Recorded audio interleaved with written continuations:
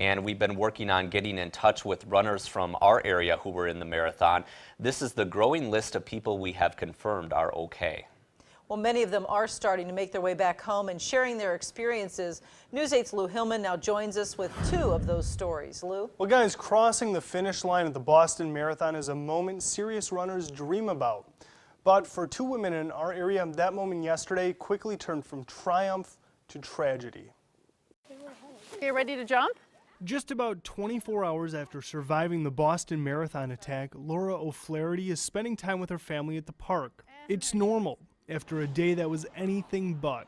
As soon as those two explosions went off, you really didn't know when you were in that race area where the next bomb might go off. O'Flaherty, who lives in La Crosse, had finished her run about 30 minutes earlier. She was cooling down about 200 yards away from the site of the first explosion. You're there hugging someone because you're excited, and there's the jubilation of having just finished the marathon, and then all of a sudden you're hugging someone because you're consoling them. As when the second one went off, we all looked at each other and understood that something was going on. Nancy McCoy, a runner from Toma, had just finished her run about 15 minutes before the blast. When she heard the explosions, she thought about her husband and two sons who had been cheering her on right near the finish line. They were okay, but may have escaped injury by just minutes.